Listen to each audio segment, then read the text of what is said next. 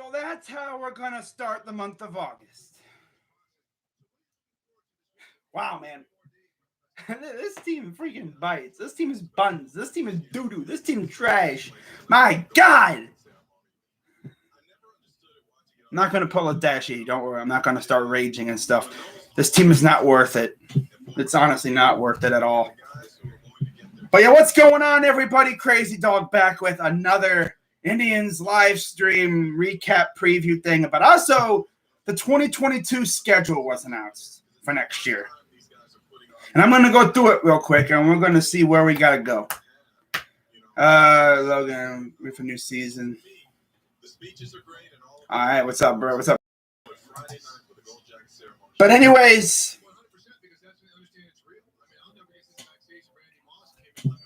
go to Toronto for the first time in 2 years, pretty much. All right. Coming off that series against the White Sox. Lost 2 out of 3 there. First game against the Blue Jays, we had Eli Morgan, who has looked better and better with every start against. Look bad. I mean, 9 hits. And Harold Ramirez and Oscar Mercado got us going in the top of the third with a couple of RBIs, RBI single for Ramirez, 2 RBI singles, actually, yeah.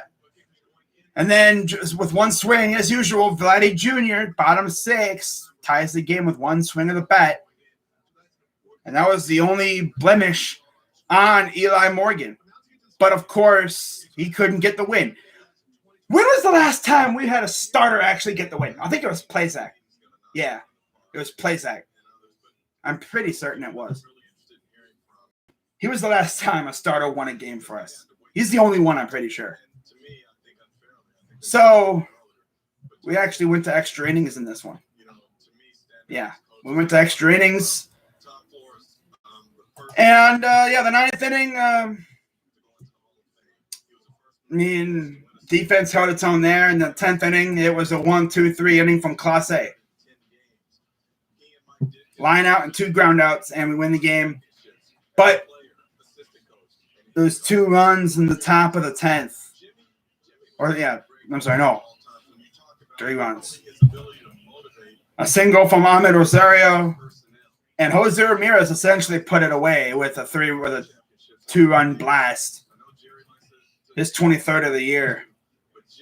And then, like I said, Class A came in there and locked it down. Sealed the deal. Shaw got the win, 4-5. Hand took the loss.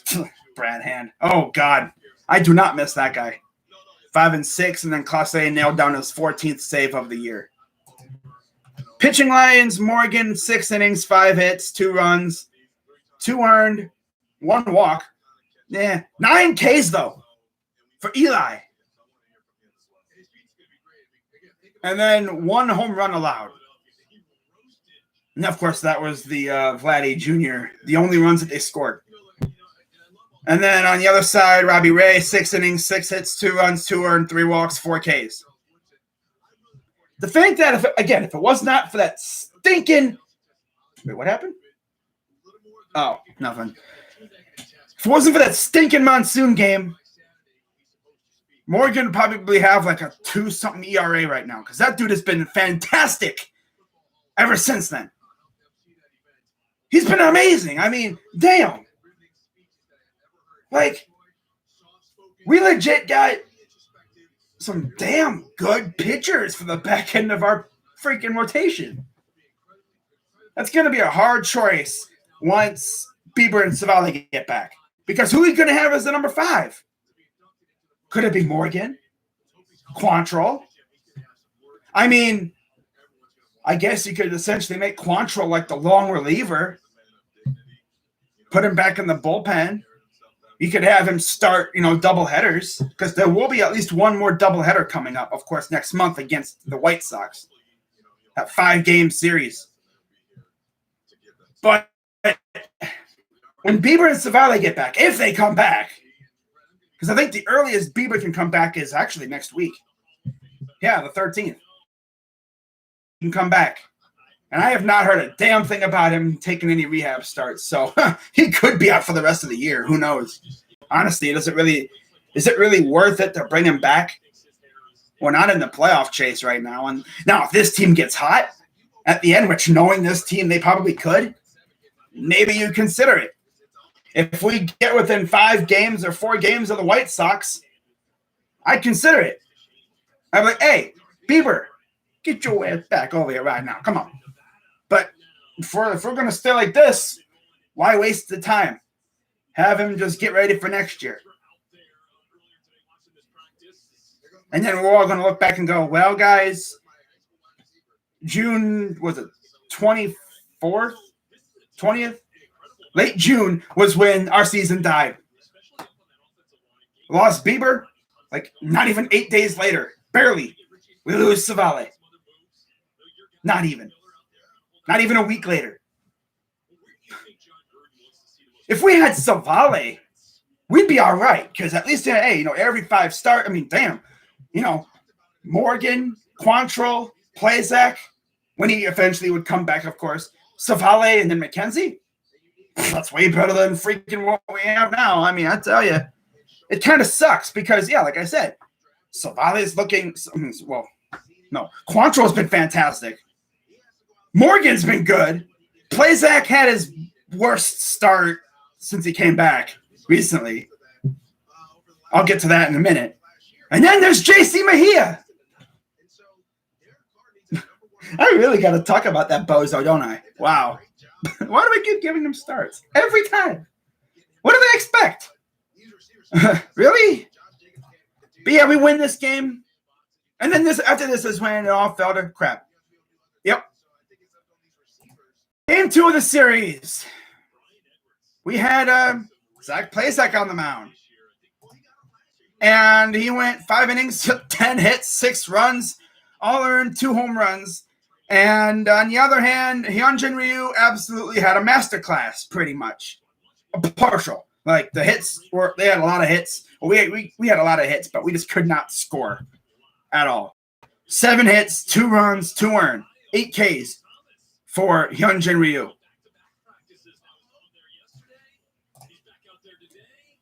Literally first batter of the game.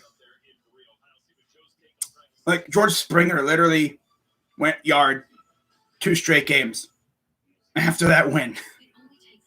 Like, wow. 2 straight days of leadoff Springer dingers. And then Teoscar Hernandez homered. Made it 3-0 right off the bat. Bobby Bradley actually did something. He doubled in a run. And then Breivik Valera grounded out, scoring a run. And then Bo Bichette sacrificed fly, scored a run. And then Hernandez again scored a run on a single. Bottom of the 5th. Then top of the 6th, we came back. And we scored our only other run of the game. Harold Ramirez RBI double. And then Springer sac fly, put it away. Yep, Ryu got the win. He's 11-5. Plazak falls to 6-4. It's Plazak. He's going to have outings like that. And it makes you wonder,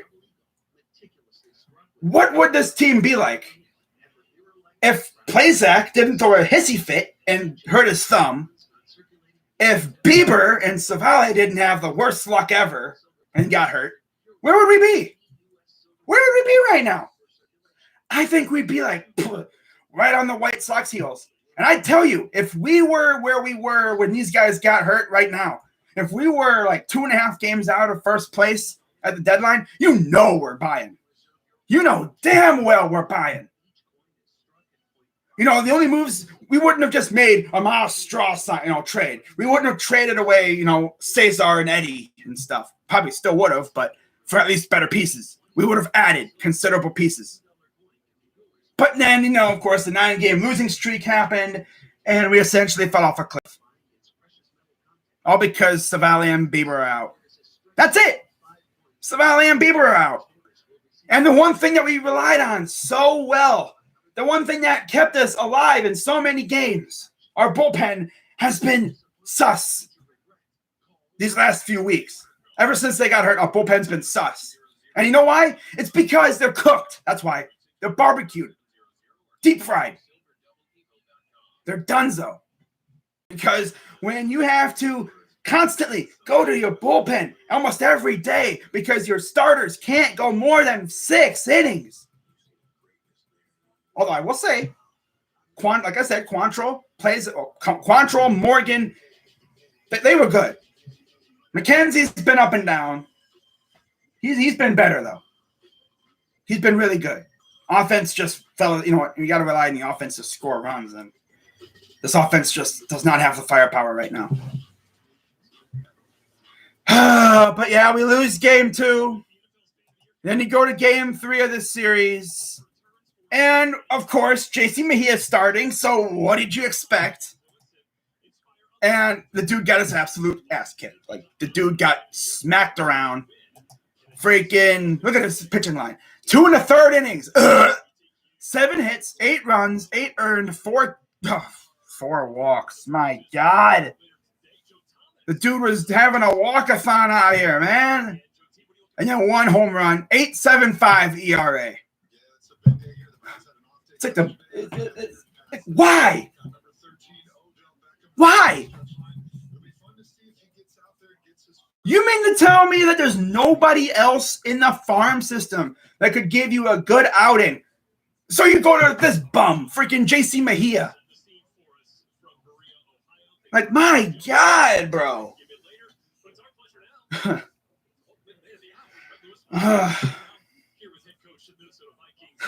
This team doesn't care, man. If they really did care about this season, they would have made a considerable effort to replace Bieber and Savali until they got back. No, let's go with JC Mejia. And the thing is, yeah, at first, Quantrill and Morgan but they got better. They've showed significant improvement over the last couple outings. And if it wasn't for the offense being so bad, they probably could have had 5 or 6 wins apiece. We've had some very hard luck losses lately, and it's mainly because of the bullpen. It's ridiculous, man. My God. But yeah, Steven Matz went 6 innings, 6 hits, 1 walk, 8 Ks. That's it. He shut us down.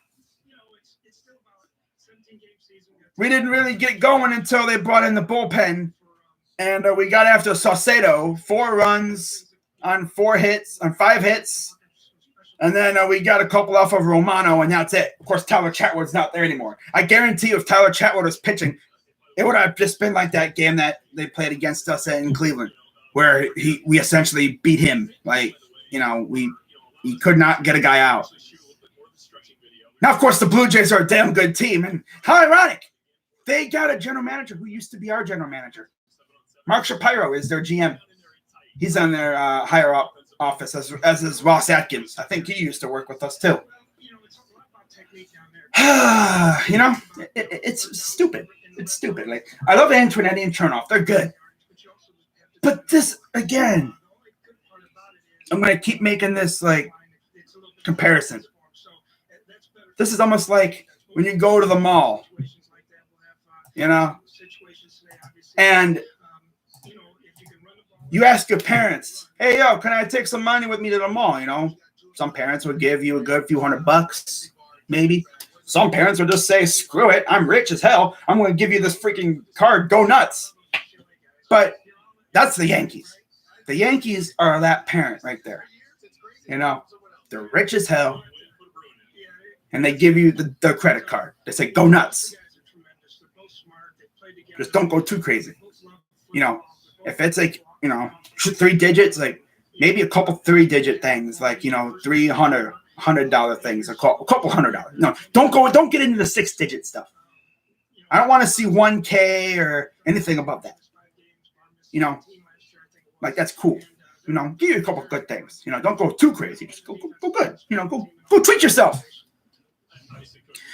Our parent, essentially, Antonetti and Chernoff, they go to the door and say, hey, can we have some money to, sign some free agents and team better? You know what this bozo does? Freaking gives us $20. Yeah, that's essentially what it is. Dolan gives him freaking $20. And then Antonetti and go, you expect us to get anything good with this? I mean, you could probably get a couple minor league deals with this, but damn, bro, are you trying to win?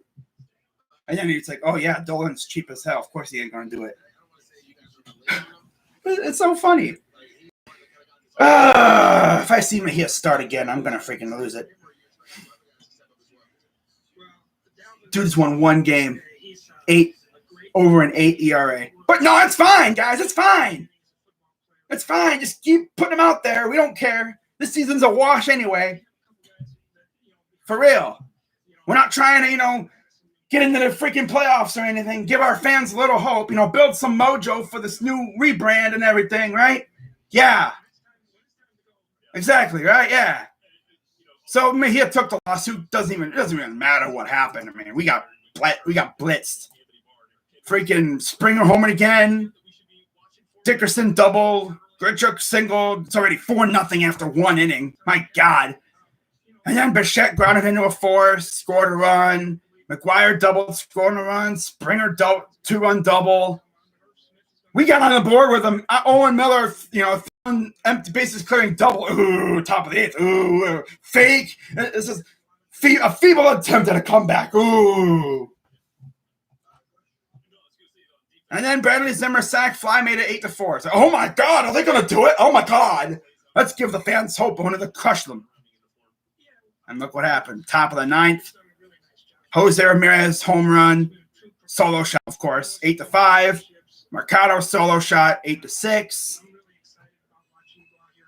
And the thing is, we had Ramirez, Reyes, Bradley, Mercado, and Miller, and Hedges. They had that tying run at the plate. But it's Austin Hedges. What do you really expect? Then you got freaking Bobby Bradley out here swinging and missing. The dude was so good to start, but I guess it's pitchers catching on to him, and he's just out here swinging at garbage. Swinging at garbage. If you put even a little bit of movement on your pitch, make it go. He's swinging and a miss, swinging and a miss, swinging and a miss. I think I tweeted this out last night. Let me see if I can find the tweet. Saying he reminds me so much of Rougned Odor. And he does. He gives me massive Rougned Odor vibes.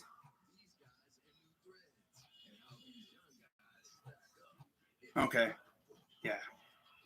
I saw someone tweet it out. I thought I recognized the tweet. Okay. I thought I tweeted it out, but I guess someone else did. Okay. Yeah. Freaking, he reminds me so much of freaking Rougned Odor. He strikes out a lot, but when he connects, there's a good chance it's leaving the yard. If he connects. He's turning into a freaking younger Edwin Encarnacion or Yonder Alonso. Not even scary anymore. I mean, I bet your pitchers used to be mortified at him. Like, oh my God, it was Bobby Bradley. He could go yard off us. But now put a little bit of movement on your pitch. Throw him an off-speed pitch, and he'll look like Pedro Serrano. Swinging at everything and missing. Look at this. Slider, swing and strike. Foul, fastball. And then hit him with a slider that got him swinging and missing. And then you look where the pitch was. It was low and out of the zone. It would have been ball 4. But I'm going to swing. Oh, crazy dog. Why don't you take that? Well, you see, if you open your eyes and you look and you watch the pitch, they say, watch the ball. Watch the ball. But I'd probably be embarrassed myself. But Bobby just completely fizzled out. Now he's not going on the, Mercedes route. He's not going on the Mercedes route. It's just he needs to be, more patient at the plate and not everything. There's logical, swings and misses. Like, okay, yeah, I could understand that. It's trying to belt that. But this guy be swinging at damn near everything sometimes. And he always comes up in clutch moments, too. It's like the baseball guys are trying to have him excel. They're like, here you go, Bobby. Here's another test for you. See if you can come through with it. Nope. Franmil Reyes, this dude just, again, swinging at everything, swinging at pitches up high and everything. They're not gonna throw him a pitch down the middle. He'll belt that sucker. But what really kills me is it's always the bottom of the order guys who come up in clutch moments. Owen Miller actually gets on base. He's been hitting the ball really well lately. I like that. He's shown vast improvement since his first time up. And Austin Hedges comes up and freaking strikes out. Bleh. Of course, like they love to tease us. I always say they should have changed their name to the Cleveland Blue Balls because they love teasing us. What's up, Craig? They love teasing us for sure. Go Tigers. Nah. So yeah, Mejia got the loss. He's 1-7, absolute garbage. Matt's got the win. He's 9-6. Mejia, friggin' bozo, man. He sucks. My God. Oh, I see. They're at Browns camp today. Nice. So now let's talk about yesterday's game. And what do you know? Tristan McKenzie, he pretty much pitched a masterclass. He did really, really good. 7 hits, 3 runs, 4 Ks, no. That's impressive. And 1 home run given up. And that was it. That was the deciding factor. Ross Stripling, 6 Ks, 1 walk, 3 hits, 4.43 ERA. Wow.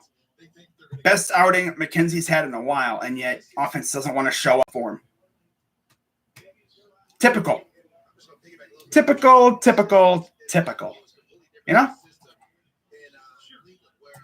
Like literally, Bichette's the reason why they won this game. A 2-run home run in the bottom of the 4th and an RBI single in the bottom of the 6th. That's it.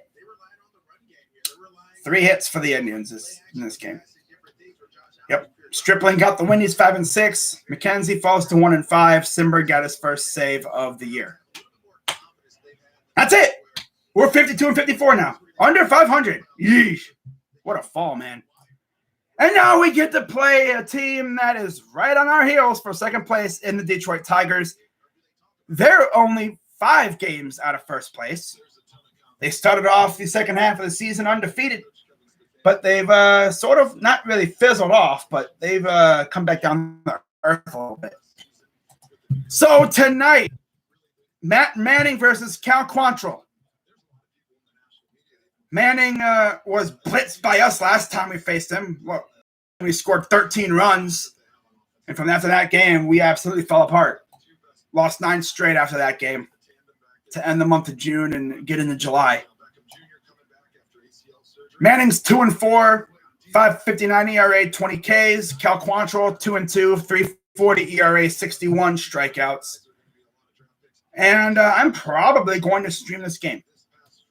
Hopefully. I'm thinking about streaming this game. We'll see. Hedges has hit a home run off of Manning, as has Jose Ramirez.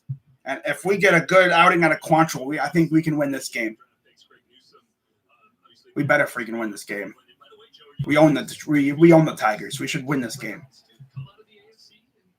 Just as long as we don't come out here pressing and everything, we should be able to win. But we'll see. See what happens. Game 2 of the series. This is only a 3-game series. It'll be Tyler Alexander and Eli Morgan. So what do you know? We got 2 of our best pitchers pitching in this series to start off. Okay. I like our chances to at least take 2 of 3. We better. I'll be pissed if we don't. And then, Hedges again is homered off of Alexander. Ramirez, Jose, and Franmil have homered off of him. Yeah. They've had really not much success against Eli Morgan. But if Eli Morgan's on his A game for that one, again, we should be able to win. And then they'll wrap it all up. Let me guess. It's Mejia. No, it's Zach Plazak. Ooh. Doesn't Mejia usually start before Plesac, or is it after? No, I think it's after. Damn it! Are we really we're gonna have Mejia against the freaking Reds, aren't we? Yay! Yeah, what a way to secede away the freaking Ohio Cup, right? Yeah. So it'll be Willie Peralta versus Zach Plesac. Good to see Zach back on the mound, though. I'm just happy he's back. So we could easily sweep these guys, but we're probably going to take 1 of 3 because Indians. No, we should be able to at least take 2 of 3. If all 3 pitchers are playing up to their best, we should be able to sweep them. Jaguars are signing Tavon Austin. Wow. Another weapon for Trevor Lawrence. How about that, huh? And then just as a little bonus, because it's only a 1-game series wrap up, Castillo will be on the mound for the Reds.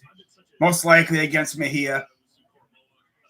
Here before JC Mejia gives up 20 runs in 2 innings. Better not be. My God, if it is, I'm going to flip out.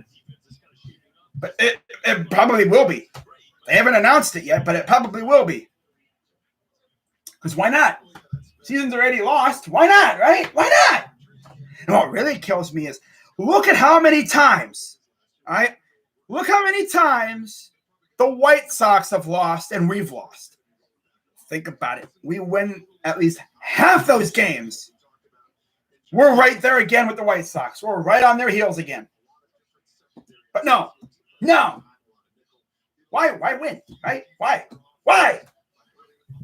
For real, why? And then after that, we got to face Oakland. Oh, boy, Oakland. Yay! Now, if you thought that was stupid, wait until you get a load of the freaking Indians 2022 schedule. Because, oh, boy, our schedule's out. Yay, let's see what we got to play. Oh, boy, we got to start off the city at home. We get to start the season end of March. At the very end of winter into spring. At home against the Royals. So I can already guarantee you that we actually have a 6-game homestand to start the year. Kansas City for 3, Minnesota for 3, and then we have Kansas City for 4 on the road, and then we have 2 against Cincinnati on the road. So, yeah, we could have a nice start to the season again. But who knows how that's going to go. You know, I'll know for sure. I will know for sure once, free agency gets here, and we'll see if this team actually spends that dough that they're saying that they will. Now comes the interesting thing. So after that, we host San Francisco for 3, and then the White Sox for 4. And then we go. Now, here's where it gets really pissy. Here's where it gets really, really out of hand. We go to New York for 3 games. All right? Now, keep in mind, times have not been announced. We go to New York for the Yankees for 3 games. Then they go across the country with no off days. Wait, what happened? Getting updates on stuff. Randy Rosarena on. Ugh. And we called Luplo. Wow. Ugh. Damn. Yeah. We go from New York across the country to Los Angeles to face the Angels for 4 games. And then we go to Oakland. So at least we get that out of the way early. But they always got to kill us with that, you know? And then we go from Oakland back across the country, back home, with an off day between, to face San Diego for 2, 4 against Toronto, and 3 versus the White Sox. That'll be a fun series. Woo, yeah. Then we have an off day, Minnesota on the road for 3. So they have a 3 on the road against the White Sox, off day, 3 against the Twins on the road, off day. Back home for the Reds for 2, off day. 3 against Detroit at home. 3 against Houston on the road, 4 against Detroit on the road, and then you end the month of May and start June with 3 against the Royals at home. Then you have June, and June is so dang easy for us. Oh my God, at the start. Well, partially easy, I guess. Kansas City on the first off day, 3 against Baltimore on the road. Then you have a 7-game homestand against Texas and Oakland. 3 against Texas, 4 against Oakland. Off day, go out west again, Colorado and the Dodgers. Then you have an off day, you go to Minnesota, come home for Boston and Minnesota for 4. Boston for 3, Minnesota for 4. So it was a nice little easy part there. July, Yankees at home for 3. Detroit on the road for 3, off day. Kansas City on the road for 3. Chicago White Sox at home for 3, off day again. Detroit at home right before the All-Star break. So we end with Detroit at home. Then you have the All-Star break from the 18th of July to the 21st in Los Angeles, of course. That then, for once they don't go out west after the All-Star break, they go to Chicago to start the second half. And we have Chicago for 3. Then we have Boston for 4 on the road. And then we have Tampa Bay for 3 on the road. So we start with a nice little road trip. Chicago, Boston for 4. Chicago, so 3, 7, 10. 10-game road trip. 3 against the White Sox, 4 against Boston, and then 3 against Tampa. And then August comes up and another very somewhat lenient month at the start. Somewhat. I guess, it's all right. 3 against Arizona at home, 4 against Houston at home, off day. 3 against Detroit on the road, 3 against Toronto on the road. Then you're back against Detroit at home for 3. Then you have an off day. Then you have Chicago for 3, off day. Going to San Diego for 2. And then you go to Seattle for 4. And then you have an off day. And then you have Baltimore for 3. Ending August and starting September. Then you have Seattle for 3. Kansas City for 3. Seattle at home for 3. And then Kansas City on the road for 3 to start the month of September. 2nd, 3rd, and 4th of September in Seattle. At home, and then you go to Kansas City. Then you have an off day. Then you go to Minnesota. Then you come home for the Angels for 3. Off day, Minnesota for 3. All at home. Then you end the month with 3 against the White Sox, 3 against Texas, and then you have 3 against Tampa and 3 against Kansas City. And that's it. That is it. For the 2022 Guardians season. Now, should I feel good about that? Yeah, I mean, I should. Hopefully our pitching staff will be rejuvenated. Maybe we add a free agent or 2, a couple of them. I'm not saying they're going to go crazy. I mean, yeah, Chris Antonetti did say we're going to add to the payroll, but I don't know about how much. Again, I've said this a couple times in previous streams. For a small market team, I would say like 80 million to about just barely at $100 million. That's a genuine, decent freaking area, like middle of the pack. We're dead last right now. So like anywhere from like 15th in payroll to like 21st. I think that'd be decent for us. Anywhere from like $80 million to like maybe 95, $100 million when we were competing. But knowing Dolan, they said, we're going to increase payroll to what, $50, $55 million? Yeah. I'll believe it when I see it. And then, by the way, the Indians aren't going anywhere. They're not leaving. They announced a 15-year extension to the lease at Progressive Field. So they're not going anywhere. And they're going to renovate the stadium. My guess is they're going to focus primarily on the left field side because, let's be honest, that thing has not been touched at all. The only thing that was touched in the left field side was the Jumbotron. That's the only thing that they've touched in terms of like upgrades and stuff.